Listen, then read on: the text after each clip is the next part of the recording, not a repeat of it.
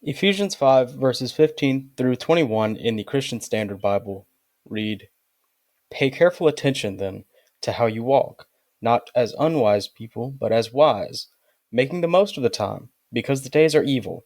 So don't be foolish, but understand what the Lord's will is, and don't get drunk with wine, which leads to reckless living, but be filled by the Spirit, speaking to one another in psalms, hymns, and spiritual songs, singing and making music with your heart to the Lord, giving thanks always for everything to God the Father in the name of our Lord Jesus Christ, submitting to one another in the fear of Christ."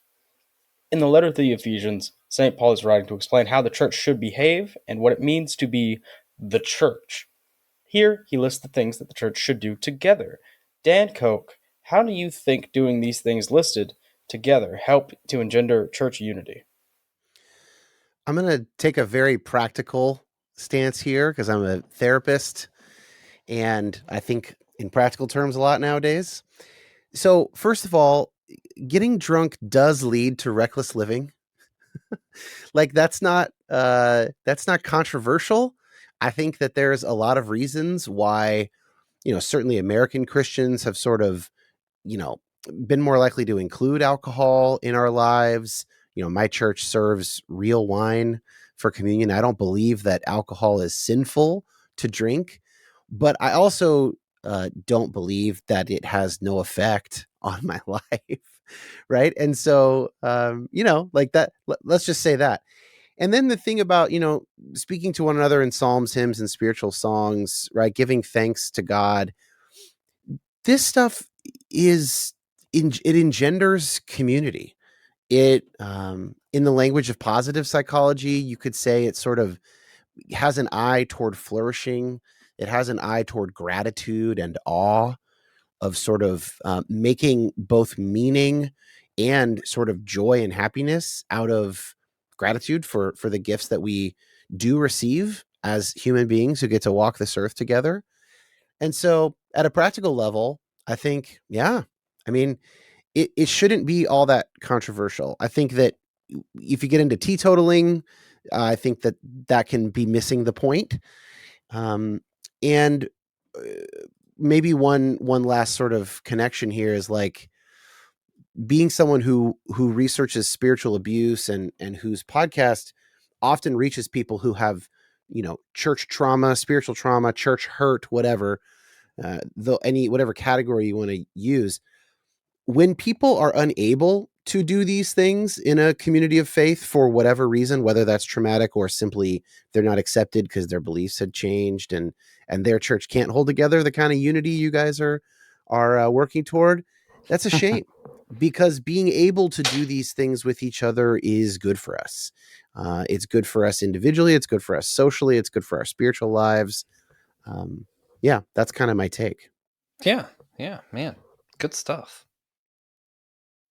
Hey, everybody. Welcome to the Whole Church Podcast. Probably one of your favorite church unity podcasts if you're listening. Today is a fun special episode. One of my favorite Christian podcasters out there, Dan Koch of You Have Permission, has joined us. We're going to be talking about his podcast. We're going to be talking about what it means to be the church. What are some of our different views of what it means to even have church unity? Because if we're defining church and some of these other things differently, then we might mean something different by that term. Really excited to do that. Dan has, I mentioned he does that podcast. He's another Pretty Good Vibrations podcast.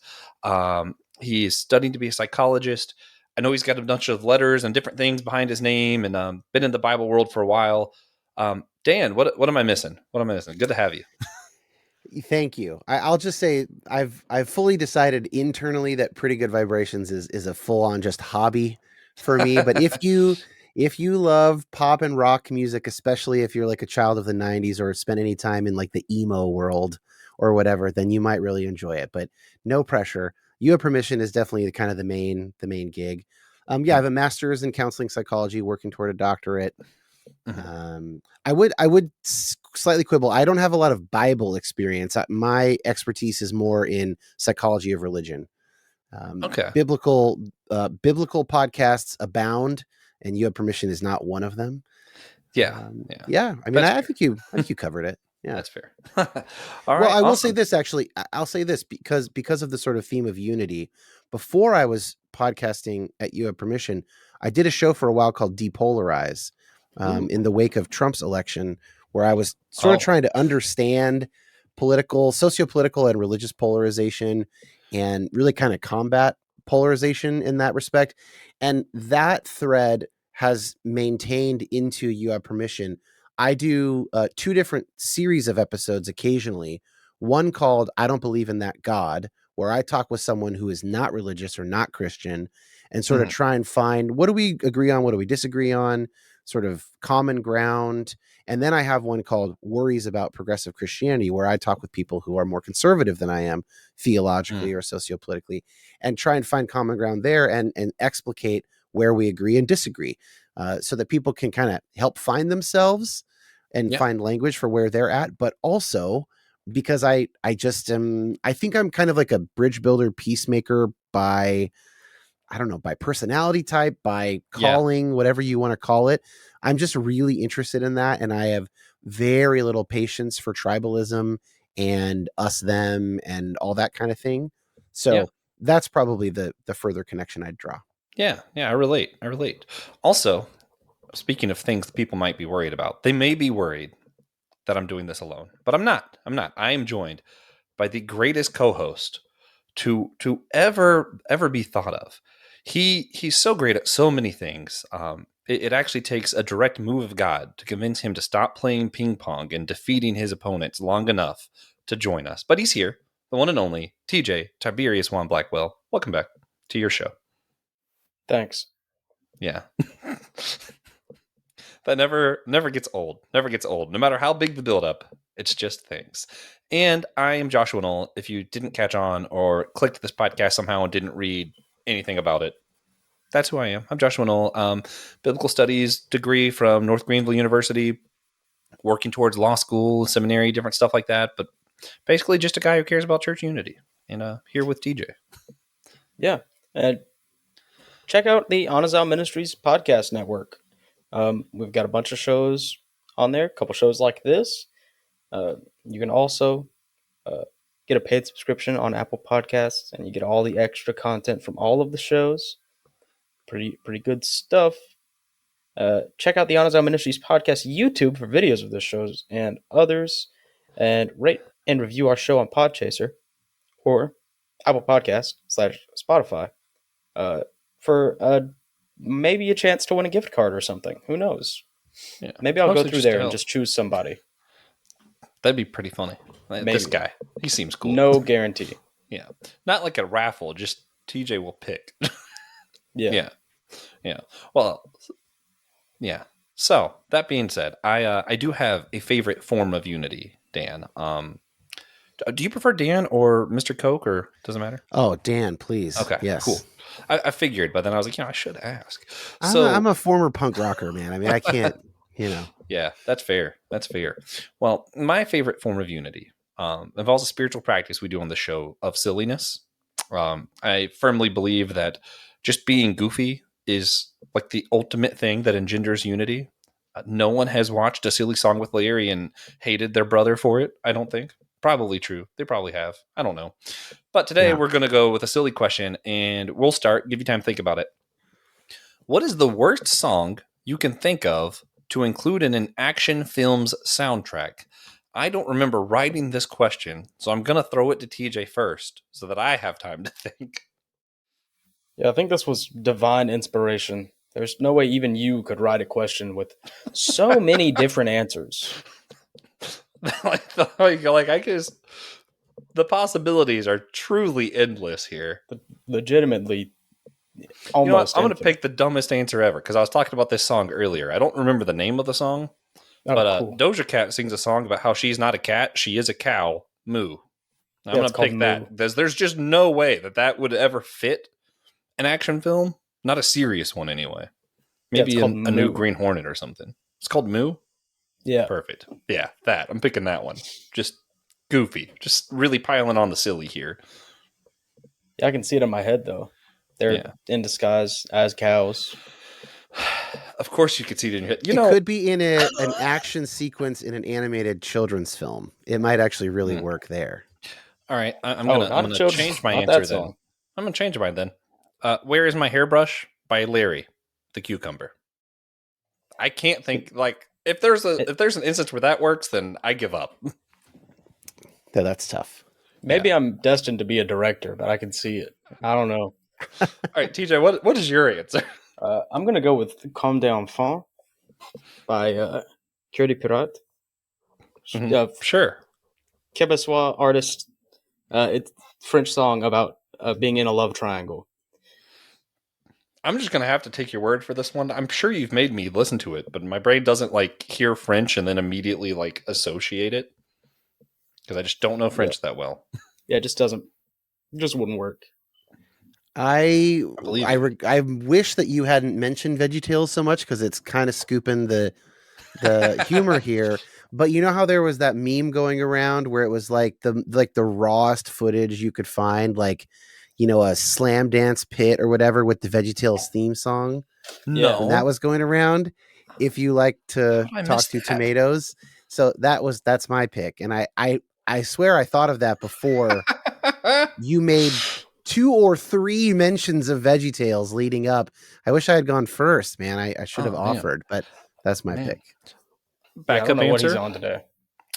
Where's Gary from SpongeBob? It's all like children's songs, apparently. Yeah, those are usually the ones that in my head are like that makes the least amount of sense here. Yeah, I feel like those would have to be disqualified though for this to be a real question because like the whole Coco Melon catalog doesn't belong in an action. Right, yeah. All great answers though. I just wanted to see what the funniest answer we could come up with was. Well, Probably like before all we of jump them. into the meat of today's talk, would you mind filling our listeners in on your story, Dan? What you do and what your relationship to the church has been? Yeah, I'll be as brief as possible. I was raised what I call moderate California evangelical. So Bay Area of California, not Southern Baptist, not Midwest Frozen Chosen. You know, like a little bit of vineyard influence, but mostly just kind of your middle of the road, non-denominational type of a thing. I went to evangelical junior high and high school in 6th grade. After college or partway through college, I dropped out to play in a touring rock band called Sherwood for about a decade. Nice. Moved up to Seattle, finished up my philosophy degree, became a commercial composer, and pretty soon thereafter started podcasting around politics and theology and all of that kind of thing, the stuff that interests me. I'd also been interested in theology all of those years on tour, and, you know, philosophy degree kind of makes sense. So just kind of wired that way. 2016 election had me asking pretty profound questions about the community that had raised me. And I came across a book called The Righteous Mind by Jonathan Haidt, psychologist out of NYU. And it was like opened up a world to me. I was like, oh, these are the questions that I'm asking. And these are the tools that you use to answer those questions. They are less theological and they are more psychological, sociological, however you want to call it. And eventually, through some other things, that led to me pursuing a psychology doctorate. And you have permission. My podcast has taken kind of more and more of a psychological lens. It certainly comes up at some point, probably every episode, but is not necessarily the focus of the topic of the episode every week. Maybe every 2 or 3 episodes is explicitly psychological. My relationship with the church, you know, I had a kind of a weird 20s because I was on tour, so couldn't go to church. Nobody was doing Facebook church.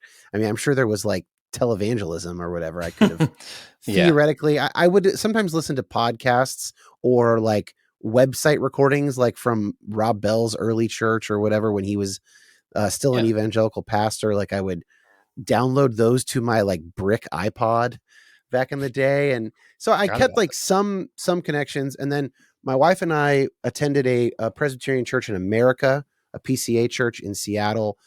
That was a little bit more, a little less conservative, especially on like racial issues, and a little less conservative on gender issues. We attended that for 10 years or so. left 4 years ago, around the time I started, 4.5 years ago, around the time I started You Have Permission. Too much cognitive dissonance. Something that's going to become clear is that I'm pretty theologically liberal. I am sociopolitically kind of center left. I'm quite moderate. But, just fair warning. Some of your listeners will not find me convincing, and that's fine. That's life. But actually have resumed going to that church. And a major impetus for that was making sure my son had somewhere to start having good Sunday school experiences. That's something that's important to me and my wife. And I have actually, that church has now changed. They are now an Anglican church, no longer Presbyterian. And I have been very pleasantly surprised with how much I've been enjoying it. I really thought I would be kind of half enjoying, half biding my time, but there for my son. And I have actually really had a pretty great experience and been pleasantly surprised. Yeah. We made friends with a lot of Anglican ministers doing the show. And yeah, it's fascinating stuff. Now, one thing I really like, I think it's in your intro even for You Have Permission. You mentioned how even though you're more left side, you want it to be a place that's safe for everyone to come to, and you have permission to kind of wrestle with these questions and beliefs. It's a really good show for those listening. You don't need to be afraid if you're on the more right side of things. He very much makes it an approachable and just thoughtful show, I think. So, I try. Thank you. Yeah. So you've gone through the effort to create You Have Permission, where it's, encourage people from every side of the political spectrum and the religious spectrum to question their own beliefs, be different, ask big questions. And what was your initial motivation to create the show? I think that what I realized was there's a lot of gatekeeping of information that goes on, especially in more conservative spaces. So in that sense, there's a market for it. I don't mean that in financial terms. I mean it in like, there are a bunch of us who could use resources here, and myself included. I remember the first time I got to know the theologian Thomas J. Oord. Yeah. And he's been on the show recently. Good guy. Rad. Yeah. So Tom's a friend now, but I remember hanging out with him around that time, 2015, 2016, something like that, 2017 maybe, and just being like, whoa, this guy is obviously loves God, is like very obviously a person living out a Christian life using Christian language to talk about it, and yet has these, progressive theological beliefs. But like, Tom doesn't drink. He doesn't swear. He doesn't I was in a rock band. All my friends have tattoos. We drink and swear, he's not that. He's very clearly sort of one of the Christian guys, but had these beliefs. And I was like, wow.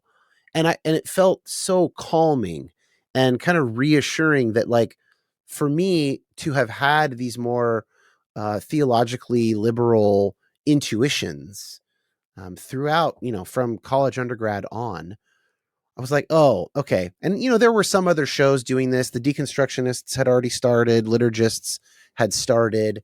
There were a handful of shows. And I thought, well, I think I could do this too. Of course, Tripp's Homebrewed Christianity had already been going for a long time at that point. Naturally. And he was kind of a mentor early on. But I just thought, we just need to be these. Basically, the tagline in the intro is people have these really big questions. They come up naturally. Not everybody asks them, but a lot of people do. And then if you're often in a group where people will give you well-intentioned but bad answers to those questions, or worse, they will tell you, we don't ask those questions around here. Where do you go if that happens? And, that certainly had been my experience, but less so. Like I said, it was a pretty moderate experience.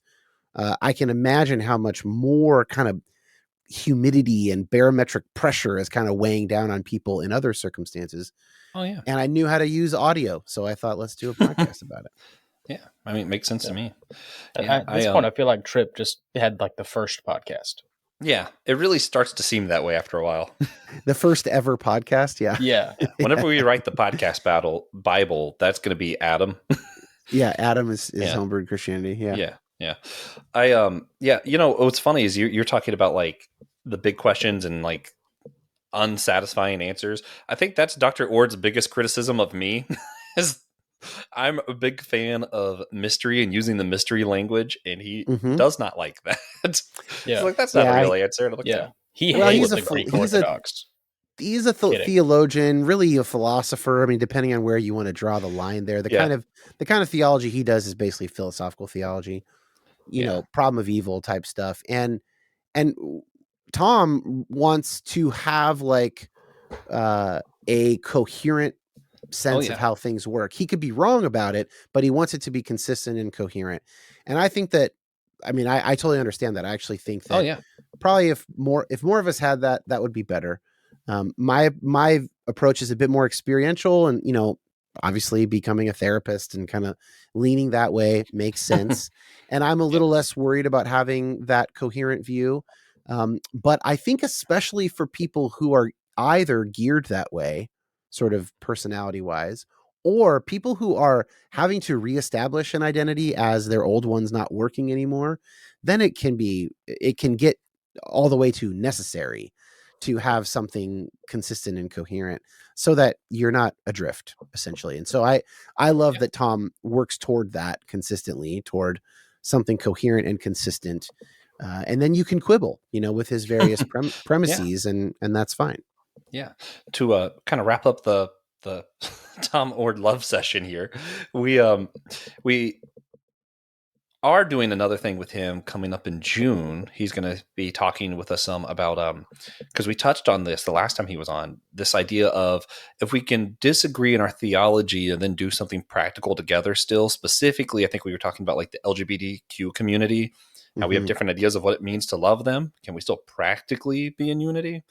So that'll be interesting conversation when that comes up in June. Question. Yeah. Also, good month for that, June. Now I think about it.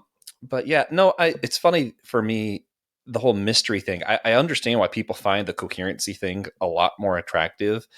I think when I allowed myself to kind of see God more as something that's not comprehensive, as something bigger than me, it's just enhanced my own worship and interaction with the divine. And I'm like, that for me is beautiful, but that's not what everybody needs. And I get that. So, well, and I think you could also delineate between my view of things is internally consistent and coherent around God versus I have a lockdown description of God that must be accurate. Right. So I think that what Tom would want to say is like, he could totally be wrong and he doesn't have any sort of certainty about it, but to the extent that he can explain what he believes, he wants that to be internally consistent. Right. And so if he says God can't act in these certain ways, then he needs to follow that through to its logical conclusion and not basically have it both ways kind of a thing. Yeah. Which I think is different than saying the kind of need for certainty that we can sometimes find ourselves with, where it isn't actually, it's not about internal consistency. It's like, no, I won't feel okay unless I can say that I know what the God of the universe is like without a doubt. Yeah. And then in that case, the antidote is mystery. You need some mystery in your life, sir or ma'am. That's not going to treat you well. But internal consistency, I think, is could be separated out. Yeah. No, I like that. Man, we could probably do a whole podcast about Tom Ord. Let's move on. He had plenty of people talking about him. Yeah. In case he listens, we don't want him to get full of himself. I did for a big piece of today's episode is going to be a little bit different than usual. We're going to go off script, something I'm not usually comfortable doing as someone who's ADHD and tend to go on tangents about Tom Ord or whatever else, So, but I thought to talk about church unity. I know there was an episode you did on You Have Permission where the idea of what church is came up. I don't know if it was directly or not, but I kind of just realized, okay, some of these people mean different things by church, and I know that happens often, but I thought it would be an interesting conversation for us to have around church unity. So I asked all three of us to write one sentence definitions for 5 different terms, and I didn't write them down. I don't know if any of us did. None of us wrote them down. We're just going to give one sentence answers because we didn't write it down. It's fine. I'm going to attempt to give a one sentence answer, but I sometimes struggle with brevity. I will it's certainly difficult. succeed. Yeah, TJ will definitely succeed. So, TJ, do you think it would be easier to go one definition at a time through all three of us, or each of us do all five and then talk? I think it'd be easier to do one at a time. Yeah. So we all define church and then track of. Okay. Yeah. Okay. Then I'll start with church. How do we define church? For me, this is a difficult one. They're all difficult ones because I think too long about things. I'll say that church is the unified spirit of all creatures in harmony with God. Semicolon. The church is the body of Christ, those doing God's will on earth, both today and in the past and in the future, if that exists, which I'm iffy about the future existing. So, yeah. TJ. The church is God's people living for God's glory. That's nice and succinct. Yeah. Yeah. I knew that was going to happen. Yeah. All right, Dan. I would just, again, I'm going to probably approach this stuff pretty practically and almost therapist-like. I think of the church as, basically the people who self-identify as living out a Christian life together. And that, like, my view of who is God's people is bigger than the church. The church is a subset, and that has to do with, includes kind of our own self-definition and choices. Okay. So when you say church, when you say God's people, you mean two different things, but with my definition being this unified spirit of people in God, that's just all one thing for me. Okay. Yeah. So I could see that trap. I'm just kind of like pinpointing what we need to look out for when we have these conversations here in a minute. Okay. So next is unity. Actually, I think this one might be pretty direct for me. Unity is when people are in one mind in agreement about a thing without having to be of the same opinions, if that makes sense. Yeah. What's the difference between of one mind and of one opinion? Yeah, I was just realizing that sounded weird. I think it's of one mission, if that makes sense. Yeah. Yeah. I'm going to say people who are of one mission. That's my definition then. Yeah. TJ. Unity is a cross-platform game development engine, pretty popular for indie games. Oh, okay. Yeah. No, Unity, my answer is when Unity is being united, I guess, is cheating to say that in the answer, but yeah, in one mission. Yeah. We have the same goal. Yeah, maybe just to something like, it's the ability to major on the majors and minor on the minors. I think maybe that's more of a prerequisite for unity. But it's basically an ability to sort of like put a pin in some stuff for the sake of other stuff. And I mean, other than you can get a kind of unity with really homogenous groups, but I think the type that you guys are interested in, that I'm interested, is a non-homogenous group unity, right? People who actually have differences, nonetheless being able to work together around common cause. Okay. Sounds like we're all pretty much on the same page. Not too much different. Yeah. Not too much difference. Yeah, I like that. Oh man, here's a hard one. God. How do we define God? Gosh. TJ's definitely going to beat me. Mine's going to be, I'm going to have to use another semicolon. Okay, here we go. God is the creator of all things, the atonement for all things, and the life that pervades all things, semicolon, God is love. All right, TJ. God is everything? God is the one is above all? Is everything or is in everything? Okay. I mean, this is like if you want to go sort of traditional terminology, like if I have to pick a camp, I'm like a panentheist at the moment. So the entire universe is within God, but God is also more than the universe. I tend to think of God as like two things. Number one, whatever it takes to tweak all the gravitational constants and all that stuff to have a universe, to use physics language. And also God is sort of the ever-present reality that is available to people through spiritual practice of any kind. Okay. Seems like we're pretty close. Both of you might have a more intimate focus than mine, but it seems like it's pretty much the same. Close to the same anyway. I also feel like a description of God is almost Impossible. definitely above Yeah. my pay grade Yeah. as a same. human being. I'm not I getting think paid we all anything, feel that way. so Yeah. I'm just glad someone said that part out loud too. Yeah. Yeah. None of us are really qualified, or TJ and I at least definitely aren't qualified. to I'm not answer any of qualified. these. you have a No. degree. We're just going to do it anyway. I have a master's degree in psychology. That's not going to help me define He has a God. degree. Oh, he has a degree. Bible He has a degree. Bible degree. Well, then that assumes that the Uh, Bible accurately describes God. And yeah, then if TJ. you have that I jump, hope so. then you can maybe. Yeah. Okay, here we go. Salvation. Man, I really wish I wasn't going first for this one. You don't have to go first. Yes, he Okay. does. No, Oh, he okay. said I don't have to. Oh, okay. Let me think. I can Salvation go first if you want. is.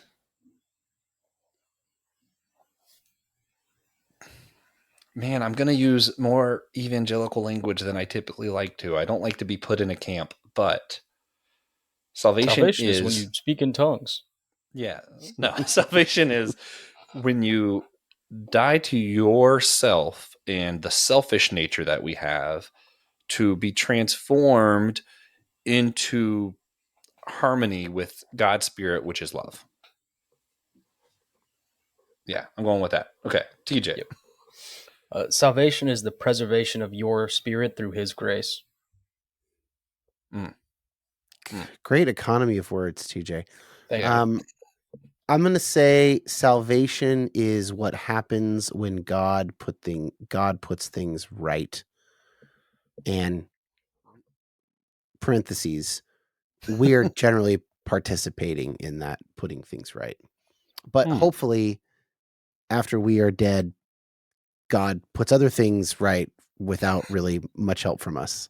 Because that's the kind of stuff that creates universes. Oh, I also see, this is why this one's so hard. I also think salvation is becoming one with God's people or the church. And then, the church goes to heaven. You're not saved personally and individually going to heaven by yourself.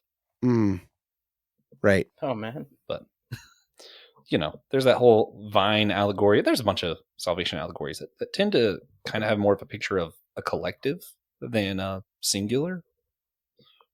But that's just my take on that. That might come up later. I doubt it, but maybe. Actually, no, we're talking about church unity. There's a strong chance that comes up. Okay, good. What does it good mean? I would say anything that provides more love than hate or enables others to love or feel loved in return. Yeah. TJ.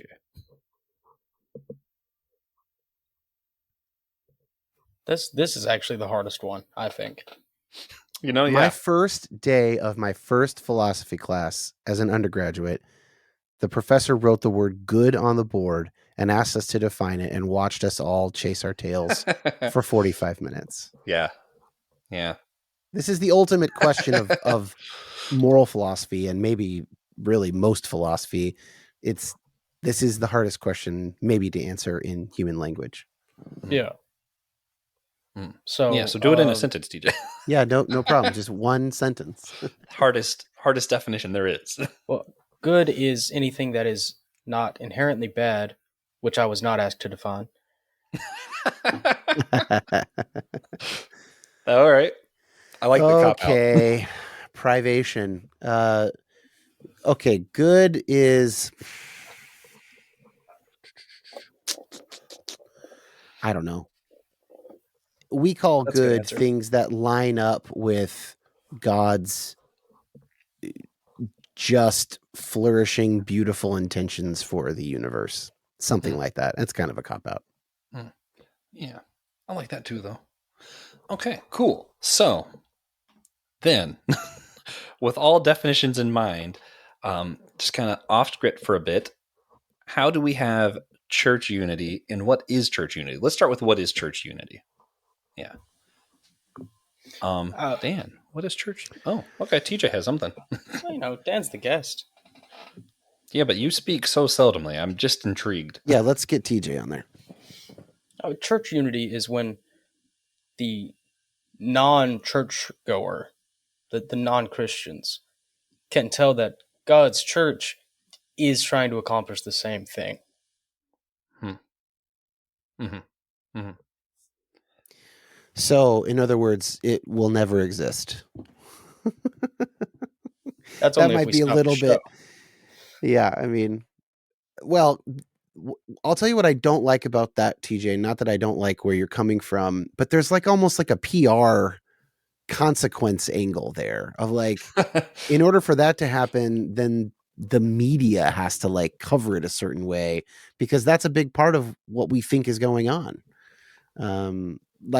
Or you have to say that we do such a good job as the church that there's no way for them. Yep. I mean, and then that's where I would say, oh, that is certainly not going to happen then if that's the thing.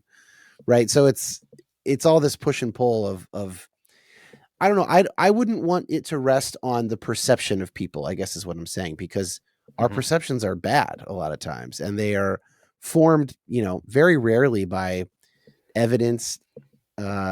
Sometimes they're aligned with reality, oftentimes not. It kind of depends on what we're paying attention to. Our stories, our current emotional states, these are all things that affect our perception. So I don't know. I would be a little bit hesitant to ground it in that. That's my gentle pushback. That's understandable. I'm do some of my take and see if I can get a pushback. Well, I think if we shoot for the moon and we miss, we land among the stars. There you go. Because that saying was come up with before we knew what Should gravity be, did. Yeah. Maybe hit the moon. Yeah. So for me, I think I'm going to start with something absurd. I think any definition of church unity that's possible without a supernatural act falls short, because when Jesus prays for his followers to be one, he prays that if they be one as him and the Father are one, which given my view of the Trinity is, yeah, they're one. And I think that the fact that so many people in the Bible say that that's what should be attractive about the church is people should look at it and be like, how is that even possible? That's what is our testimony, not, some good sermon, some good points or arguments we're able to make. So I think it needs to be people who, of radically different opinions, come together in a supernatural way for the mission of love. I think that might be how I would define it. How do people choose to participate in something supernatural? Well, you got to work with the divine. Okay, that's where these are close to Thomas and Words kind of stuff. Are these predictable supernatural events such that you could see them coming, or are they? And if they are they not then in some sense kind of natural? Well, right. I think individually you have to work with the divine in such a way that you're able to love that which in your natural state you might find unlovable. That's the best I got. Yeah. I mean, I love that. I totally agree with that. I think at that point we should call it preternatural. Like, it's not normal, but it's not super, normal natural, but it's not supernatural. Somewhere in between. Yeah. Preternatural. Yeah. Okay. I'll accept that. I think I don't want to take us down like a metaphysical naturalism, supernaturalism rabbit hole. Fun, so, well, I don't think we have time for it. Fine. Okay. So the question is, what was the question? How do we define church unity? Yeah. How do we define church unity? I mean, didn't we already define unity? So we're just tacking on church to it, basically. Yeah. What does it mean for? That's what I did. Especially when I answered this question. We have slightly different definitions of church, so I feel like that's right. you, church unity might be a little bit different, because I'm trying to say anyone who's the people of God, how do they have unity? Yeah, and that's a little bit hard. No, I think that's an interesting way to sort of break it down.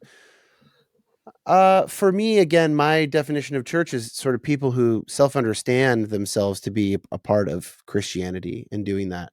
So in that sense, church unity would be a group of Christians or a group of Christian churches, or however you want to break down the units, that sort of, that have a common cause of claiming Christ in some way, and that they don't let their differences get in the way of that common cause. I almost can't even get that out without feeling so thoroughly disenchanted by my experience of the American church, like with regard to that question, where, at least at the moment, the trend lines are certainly more and more and more toward siloing, tribalism, us versus them. It's all falling along socio-political, ideological lines, and apparently has very little to do with sort of faith commitments, and I say that's true of the right and the left, in my estimation. I think it's a bit more craven on the right in areas of the right these days than the left, but I don't think that the left is immune to it by any means.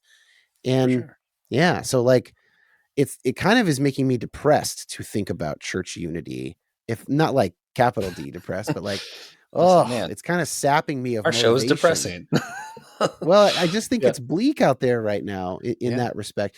One other thing I'll add, which is a problem for my definition or way of thinking about this, is that most of what would unite Christians is like evangelism, right? So something about, spreading the gospel around the world. And you might have a slightly different Catholic, Orthodox, Protestant take on all of that stuff. You get the Pentecostals who are going to want to include the gifts and whatever. But like, I don't care at all about evangelism, other than I care that healthy churches invite people into their lives. And in that sense, I care about evangelism. So maybe maybe I'm talking myself into it. Maybe I could find a way into that common cause. That's even though I'm not worried about people's souls going to hell. I still do worry about people's lives being awful. And I do believe that their involvement in the church can facilitate their interaction with the divine and as well as with each other, and building community and filling their lives with more love. Maybe I can get behind that. Okay. I'm feeling better about that aspect. I'm still not feeling good about the reality on the ground. I tend to be probably a lot closer to some of the biblical inerrancy kind of arguments than a lot of people, but it really irks me when, I love all of our guests, for the record, for whoever's listening. But when we've had guests who kind of do this, the Bible's inerrant. The Bible says that the Christians are united, and here's how we maintain unity. So unity already exists because exactly what you're talking about. I'm like, well, if this is unity, what the heck is it? Disunity look like? Yeah, you don't want to see disunity. Yeah, like, oh man. So I'm gonna go a little bit deeper into some of our definitions and then move on. Particularly thinking about this salvation aspect, because I think that has to play a part in what we mean by church unity. I'm gonna throw to Dan first, because the people of God and the church are different for you. So can people be saved and not be in the church? Let me ask that first. Yeah, I mean, I'm a universalist, so for me, where I'm at is like, either everybody is saved or there's nothing. Those are sort of the two live options in my mind. Of course, I could be wrong about that. Yeah. I can't really make any sense of an infernalist position, which I feel like, I don't know if some people take offense to that term. I just think it's so clever. I just love that term. Those who believe in an inferno of some sort, I guess. Yeah. I in my mind, if any creature is at least eternal conscious torment, if any creature is eternally consciously tormented, then the term God being just or loving or good or holy, like it whatever the meaning of that word is so far off of a human definition for that word that we might as well just stop talking about God and stop reading the Bible altogether. I just think the whole thing breaks down. Whereas, it's possible that annihilation annihilationism is true, but it's just true of all of us that this is it. Mhm. This is the thing we get. I really hope that it's not. And I actually think Yeah, that me there's too. some reason to believe that it's not. I don't think that reason approaches 90 or 98 or 99% confidence, but I think you can make arguments even without recourse to, the inerrancy of scripture, or even without recourse to special revelation. I think you can argue Yeah. that it can be reasonable to think there's more after this. And so I hope for that. And if God is just, and if God is powerful enough, then I think there will be another go round for all creatures, and whatever needs to be done to make things just, then I would just entrust that to God. And maybe I'm gonna have to pay some of that, and if so, then that'll be just, and I don't think I'll have a problem with it if I am to be in some sense made aware of how that goes. So that's my sense. And so then salvation for me is more of a Mhm. this worldly question of like, salvation is more like flourishing, Mhm. or to use an orthodox theological term, it's theosis, right? It is becoming more like God, Yeah. becoming more like the picture we have in Jesus. So Yeah. that's where I would take it.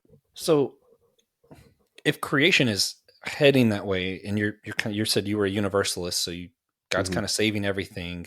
We're Mhm. going towards justice, going to becoming more like God. Eventually, by your belief, everyone will be united anyway. Yeah, I that's my view. On days that I can get myself to believe it, that's my view. I Yeah. don't get any less universalist than that. Put it Yeah. that way. Yeah. I don't get any. Yeah, someday often I just think, oh, that's a fiction that I really want to be true, and it solves a bunch of things for me. And then other days I think like, oh God, you're so amazing. Like that's probably true. Yeah. So I go back and forth, but I think that most of the ways that we tend to think about like, oh well, truly evil people, or Mhm. like I feel like, and I could be wrong, I feel like it's not that hard to sort of point to the psychological motivations for that kind of a thing. You know, we need to be in the in group. I think there's a lot of evidence for our ability to sort of make God in our own images and also make the devil in our own image. And lo and behold, God looks like us in our group and the devil looks like them in their group. And, you just see that over and over again. Now, if I believe there was really good evidence for the inerrancy of scripture, well, then I would, of course, have to amend that. And I would have to then think about what a scripture teaches and stuff. But I'm not convinced by those arguments. I know we're not going to get into that here. And I don't think we need to.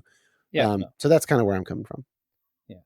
I Yeah. So I think, just thinking back to like salvation, and just kind of like my own thought process of just salvation kind of becoming one with that unifying spirit of God and working Mhm. together. I'm not a universalist, although I hope universalists are right. I very Yeah. much hope universalists are correct. Beautiful. But for me, I think anyone who is saved, just by nature of you're becoming one with the Spirit of God, are should be unified. And the fact that that's not the case to me is part of why I believe salvation is more of a process than a one-time event. I Oh, think I like you're that. constantly becoming more like God, and that kind of gets to a very similar place of, even though I don't believe universalist to everyone, I think everyone who is in salvation naturally has to be unified at some point. Yeah. I TJ. mean, that sounds like theosis. I don't know if you've Yeah. spent a lot of time sort of contrasting the two, but that might be worth looking Yeah. at. I definitely need to study it further. I've heard it, but I'm just kind of, because this conversation is really raw for me too. I'm just kind of like, okay, Yeah. maybe what I believe is pretty close to that. I need to do Yeah, some more maybe. research. Yeah. Yeah. Yeah. TJ, do you have any input for how your view of salvation impacts what you view church unity as? No. Okay, that's fine. Fair enough.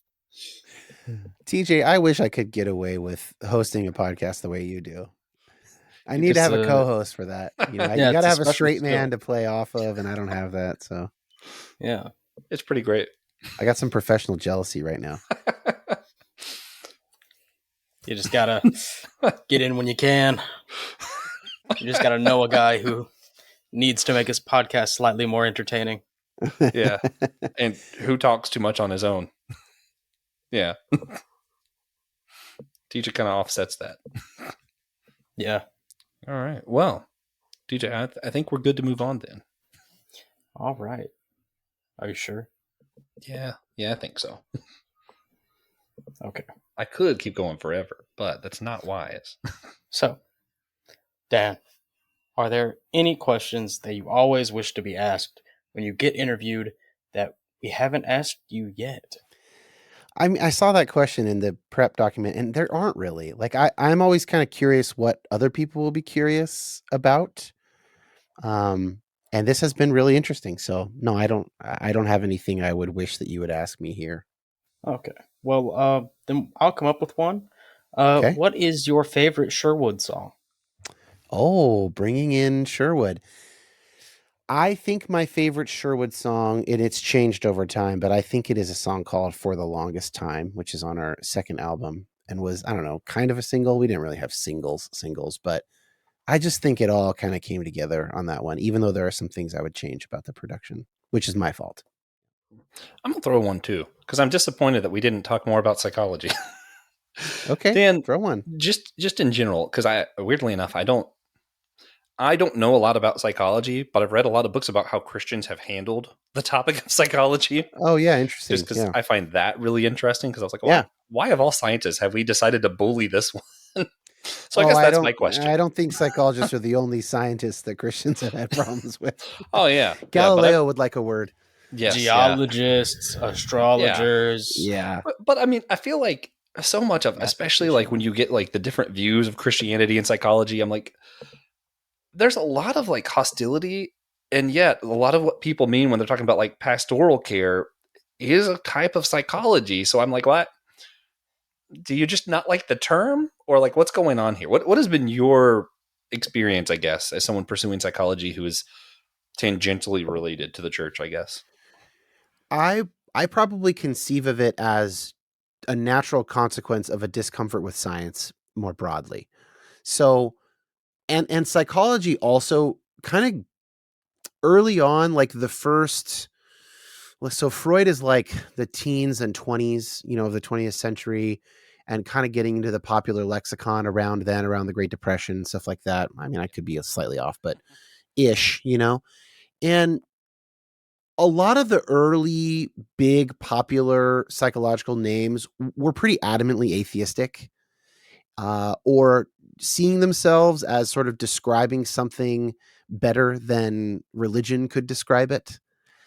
And so that can leave a taste, of course. And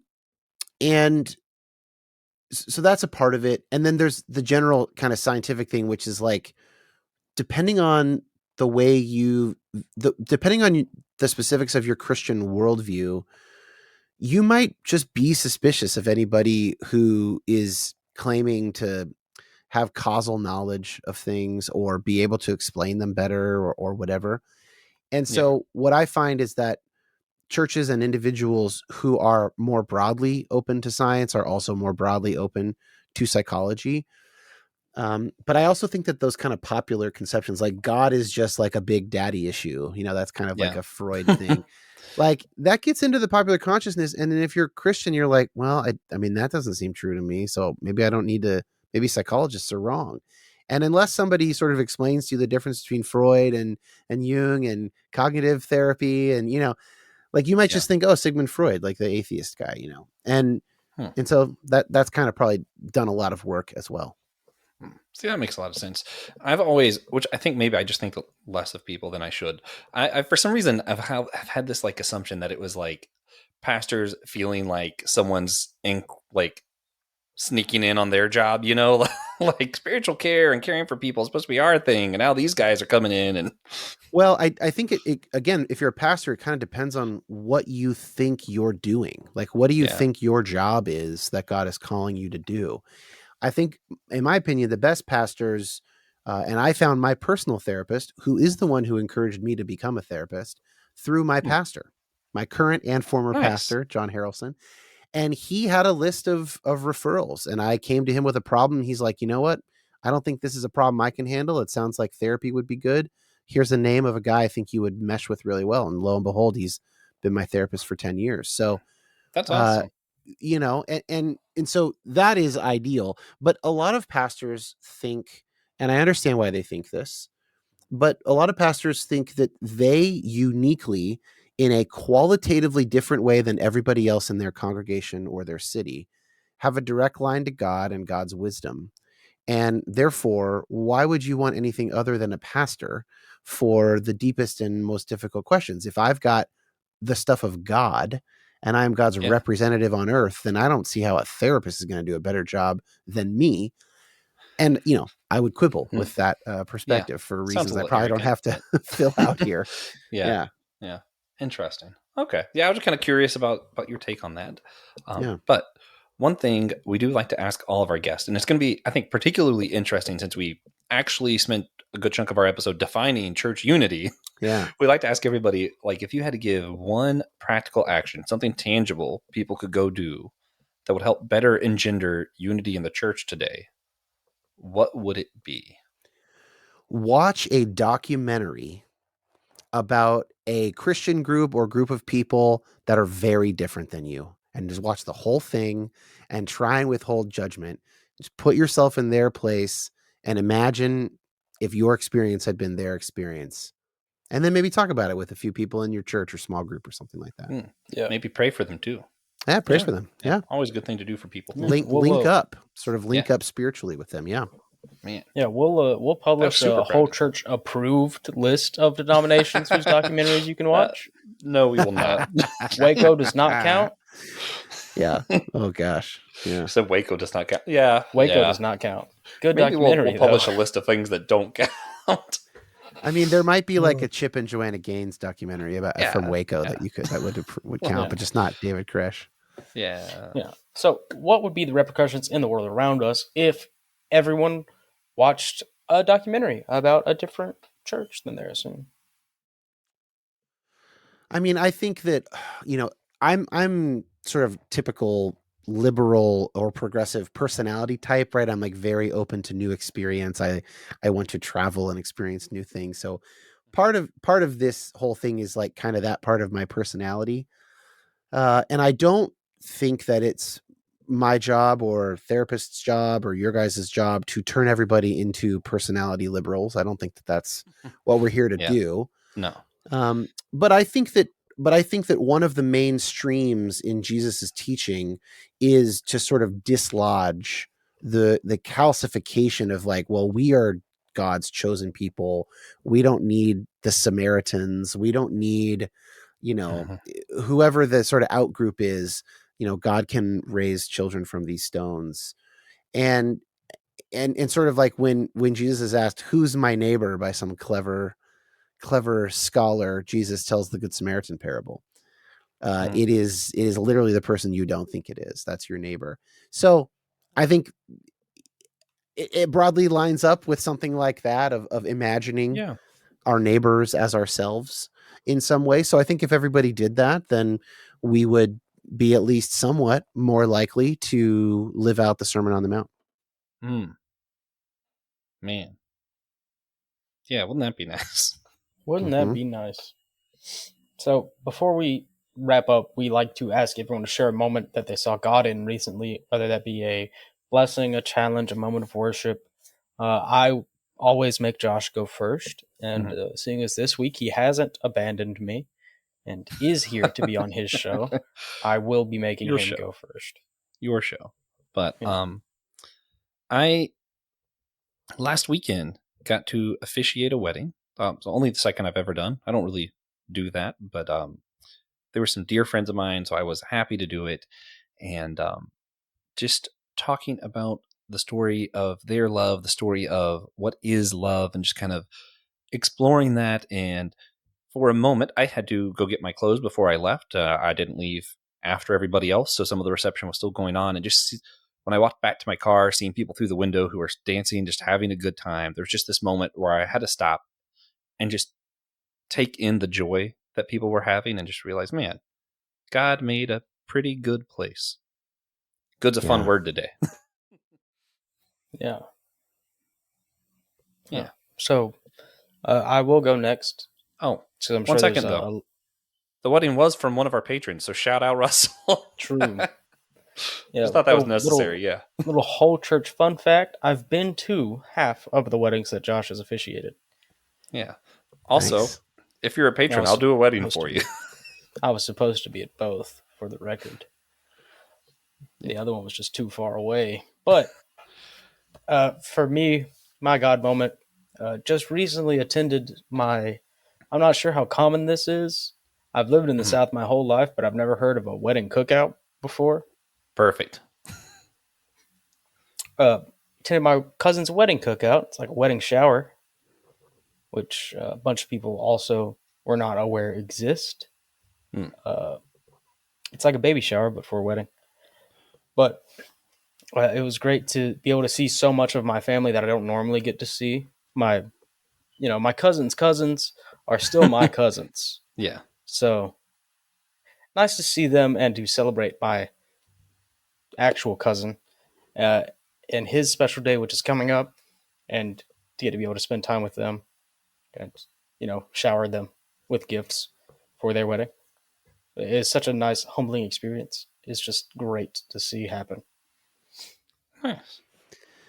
TJ, has anyone ever told you that you are like a white Lakeith Stanfield, the actor? Not yet. Actually, maybe. Have you seen Atlanta? His character in Atlanta, especially.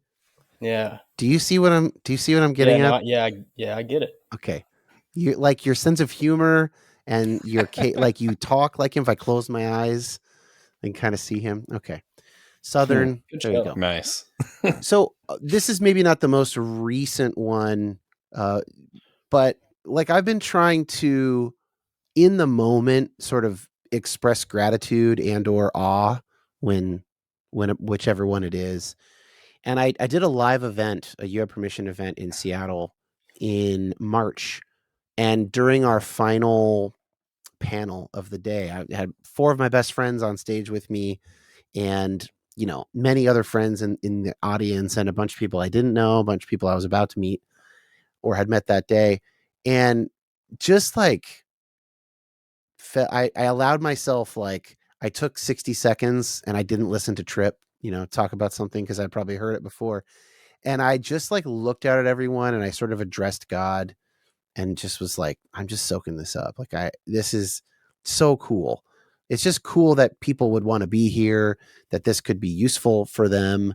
I didn't make any money. It was not about the money. It probably cost me money to put that on, but like, it was just cool. It was just like encouraging and just felt like, I don't know, constructive. And I felt like just so blessed and happy to be a part of that in that moment. Yeah. So that's a recent one. It really was an incredible panel, by the way. If it Oh, had been thank in you. Charlotte, I might have been. Yeah. Well, Seattle's a bit of a drive, I know. I'm going to do, I'll do some more stuff around the country at some point. Yeah. Yeah. I'd like to take a brief intermission to admit that I did get sidetracked trying to remember where else I saw Lakeith Stanfield. Judas and the Black Messiah? Oh, yeah, BoJack Horseman. Yeah, he was in BoJack Horseman for a little bit. Fascinating. Oh, nice. Okay. Also Great the show. Eric Andre show. And Yasuke, the Netflix animated. He was Yasuke.